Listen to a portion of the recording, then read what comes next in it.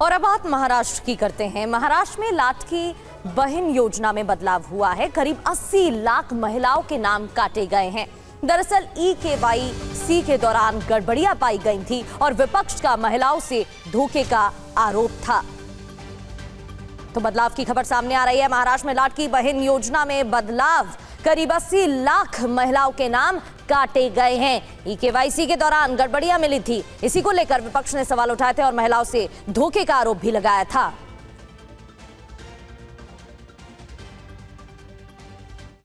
तो लाडकी बहन योजना में क्यों काटे गए महिलाओं के नाम, क्या जानकारी है? देखिए, 80 लाख महिलाओं के नाम योजना से काटे गए हैं। करीब 55 लाख महिलाओं ने EKYC प्रक्रिया पूरी नहीं की थी।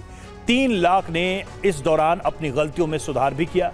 करीब 12 लाख महिलाएं आयकर दाता पाई गईं, जिनकी सालाना आमदनी 2.5 लाख रुपए से ज्यादा है और 4,50,000 से ज्यादा महिलाओं की उम्र 65 साल से ज्यादा हो गई है। करीब 5 लाख महिलाएं दूसरी योजनाओं का लाभ ले रही है। शुरुआत में लाभार्थी महिलाओं की संख्या 2,46,00,000 थी और अब लाभार्थियों की मौजूदा संख्या घटकर 1,66,00,000 बची है। निर्धारित समय अवधि में जरूरी दस्तावेज जमा न करना भी एक बड़ी वजह है इतनी बड़ी संख्या में नाम कटने का। तो देखिए, लाडकी बहन योजना को लेकर यह कार्रवाई की गई है और जो वेरिफिकेशन था उसमें कई सारी दिक्कतें पाई गई थी। लाडकी बहन योजना जो है सरकार का पक्ष और इस पे विपक्ष का जो तर्क है, आरोप है, वो क्या है? सबसे पहले देखिए सरकार की तरफ से क्या कहा गया।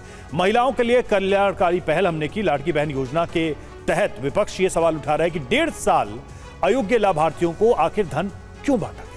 इसके अलावा कभी बंद नहीं होगी ये योजना, ये भी सरकार की तरफ से कहा गया। तो विपक्ष ने सवाल उठाया कि धीरे धीरे योजना बंद करने की तैयारी हो रही है।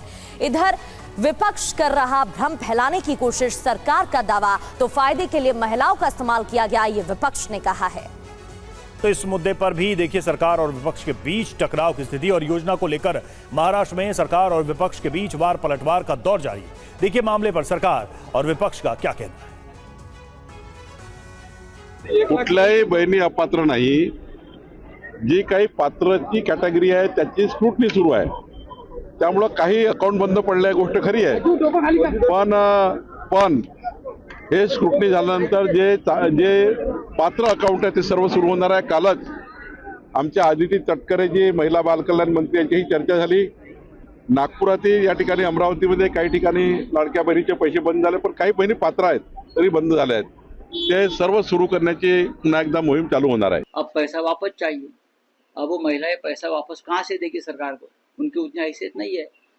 तो देवेंद्र फडणवीस और एकनाथ शिंदे जो करोड़ों करोड़ों रुपया राजनीति में खर्चा करते हैं, विधायक खरीदने के लिए, सांसद खरीदने के लिए, उसमें थोड़ी बचत करिए और महिलाओं की तरफ से वो पैसा जनता की तिजोरी में डाल दीजिए। और क्या मैं बोल सकता हूँ।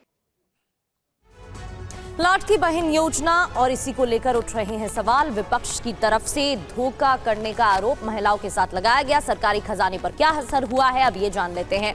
करीब 80 लाख महिलाओं को दिए गए 1,500 रुपए हर महीने। इसके अलावा सरकार को कितना नुकसान हुआ है? 1,200 रुपए करोड़ प्रति महीने का, क्योंकि यहाँ पर हर महीने 1,500 रुपए दिए गए हैं महिलाओं के खाते में। सरकार को सालाना नुकसान की क्या जानकारी मिल रही है? 14,400 करोड़ रुपए की। अब तक कुल नुकसान कितना हुआ? 20,000 करोड़ से ज्यादा रुपयों का नुकसान हुआ है सरकार को।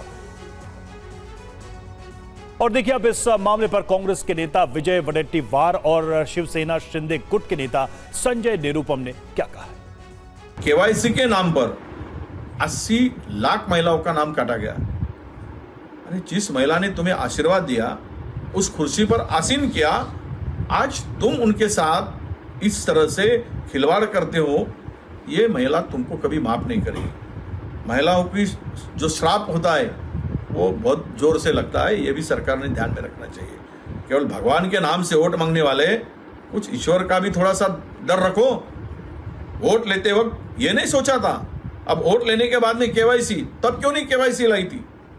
तब क्यों नहीं ये जांचक ये कंडीशन लाके थे? EKYC के बाद पता चला कि लगभग 60-70 लाख या 80 लाख महिलाएं ऐसी हैं जो अच्छे घरों की हैं, जिनके पास सरकारी नौकरी भी है या उनके पति के पास सरकारी नौकरी है, वो इतने भी आर्थिक तौर पर कष्ट में नहीं है, उन्होंने भी इस योजना का लाभ उठाया है, तो उनको निश्चित तौर पर इस योजना से बाहर निकालना पड़ेगा। एक दूसरी बात, इस आधार पर जो पूरा अपोजिशन के लोग दुष्प्रचार कर रहे हैं कि लाडकी बहन योजना का बहुत बड़ा आर्थिक बर्डन महाराष्ट्र के खजाने पे पड़ रहा और इस योजना को बंद कर देना चाहिए, हम साफ साफ कहते हैं और हमारी पार्टी के मुख्य नेता श्री एकनाथ शिंदे जी ने साफ साफ कहा है कि ये योजना कभी भी बंद नहीं होगी। हम अपनी माताओं बहनों, जो जरूरतमंद माताएं बहनें हैं, उनकी मदद करने के लिए, उनके साथ खड़े रहने के लिए हमेशा तैयार रहेंगे।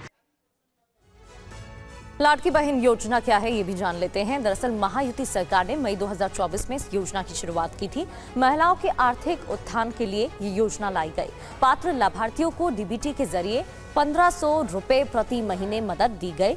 21 से 65 साल उम्र की महिलाओं के लिए ये आर्थिक स्वतंत्रता पहुंचाई जाए मकसद रहा। महिलाओं के स्वास्थ्य और पोषण के स्तर में सुधार लाना भी इस योजना का मकसद रहा। परिवार में भी उनके फैसले लेने की भूमिका को और मजबूत किया जाए, ये भी इस योजना का मकसद।